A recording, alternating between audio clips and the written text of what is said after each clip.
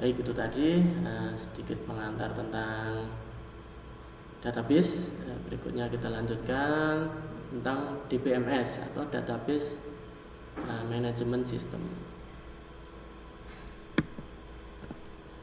Pengertiannya sendiri, Database Management System menurut beberapa ahli, ini pertama menurut CGDIT, itu merupakan software yang digunakan untuk menghandle seluruh akses pada database dalam melayani kebutuhan user. Itu DBMS menurut CGDIT. Kemudian menurut SAT merupakan software, hardware, firmware, serta juga prosedur-prosedur yang memanage database. Itu menurut SAT. Nah, firmware ini apa? Firmware itu adalah software yang bundling ya, sudah modul dengan perangkatnya, dengan hardwarenya. Itu disimpan dalam ROM. Jadi bukan software tambahan ya. Kalau firmware ini sudah tertanam dalam hardware ROM. Kemudian kalau menurut Gordon C. Everest, DBMS merupakan suatu manajemen yang efektif dalam mengorganisasi sumber daya data.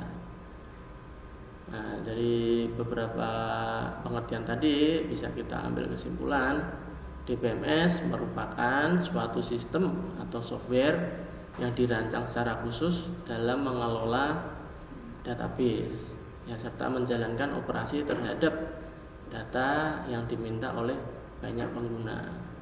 Itu DBMS. Jadi intinya adalah software DBMS untuk mengelola database. Namanya saja DBMS, Database Management System, yaitu sistem untuk mengelola database. Nah, fungsinya apa? Fungsinya antara lain untuk mendefinisikan data dan kaitannya, mengubah data atau memanipulasi data, keamanan dan integritas data, recovery atau perbaikan data, dan data dictionary, dan untuk performa kerja. Itu fungsi-fungsi dari DBMS antara lain kurang lebih seperti itu. Nah, tujuannya sendiri untuk penggunaan dari DBMS ini adalah bisa dipakai bersama, kemudian kecepatan dan kemudahan ketika mengakses data, penghematan ruang penyimpanan data, untuk keamanan data, mengamankan data, menghilangkan duplikasi dan inkonsistensi data, menangani data dalam jumlah besar. Itu tujuan penggunaan DBMS. Bahasa yang dipakai dalam DBMS itu dikenal dengan nama Structured Query Language atau SQL. Ya, secara umum itu dikategorikan ke dalam 5 kategori. Ada juga yang mengkategorikan dalam 4 macam kategori. Yang pertama ada DDL, Data Definition Language, untuk menggambarkan desain dari basis data. Bisa dipakai untuk membuat tabel, membuat database, membuat indeks maupun mengubah tabel. Itu Data Definition Language, mengubah struktur ya, struktur tabel. Itu Data Definition Language yang pertama. Yang kedua ada DQL, Data Query Language, untuk melakukan pemanggilan data, pengambilan data, pemanggilan atau pengambilan data. Itu DQL, query. Kemudian ada DML, Data Manipulation Language. Ada juga query itu tadi dimasukkan dalam kategori DML. Ada yang memasukkan seperti itu. Kalau di sini saya pisah DQL dan DML. DML itu dipakai untuk memanipulasi data. Manipulation berarti memanipulasi data, yaitu bisa penambahan data baru, menghapus data, mengubah data. Mengubah itu mengupdate data dalam database.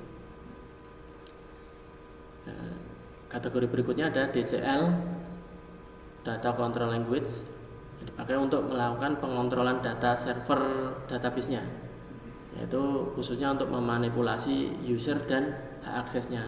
Usernya siapa saja yang boleh masuk ke DBMS, hak aksesnya apa saja yang diberikan. Kemudian kategori yang kelima ada Transaction Control Language, yaitu perintah yang berhubungan dengan transaksi di database.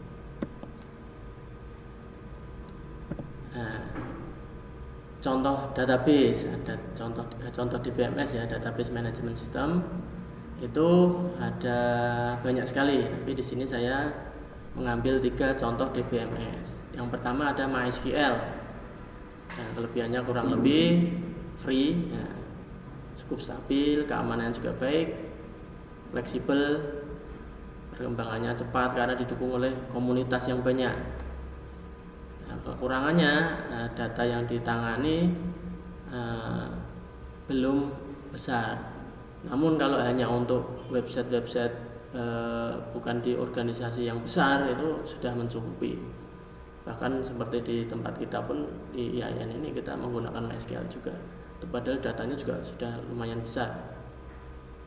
Tapi kalau untuk data misalnya data kependudukan seluruh Indonesia itu MySQL kurang dapat menangani untuk jumlah besar itu. Yang berikutnya, yang kedua ada Oracle. Kelebihannya ya fleksibel, bisa mendayagunakan lebih dari 1 server penyimpanan data dengan mudah. Kemudian performa pemrosesan transaksi yang tinggi. Nah, kekurangannya membutuhkan dana atau biaya yang besar karena ini tidak free ya. Kalau MySQL tadi kan free. Kekurangan yang berikutnya membutuhkan DBA atau database administrator yang handal, karena Oracle ini cukup tidak sederhana, agak rumit juga, sehingga memerlukan semacam expert, orang yang ahli.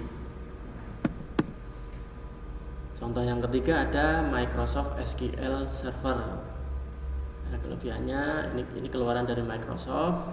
Kelebihannya mampu mengolah data yang besar, manage user sampai setiap usernya dapat diatur hak aksesnya, tingkat keamanannya sangat baik, memiliki fasilitas backup, recovery, dan rollback data, dan mampu membuat database mirroring dan clustering.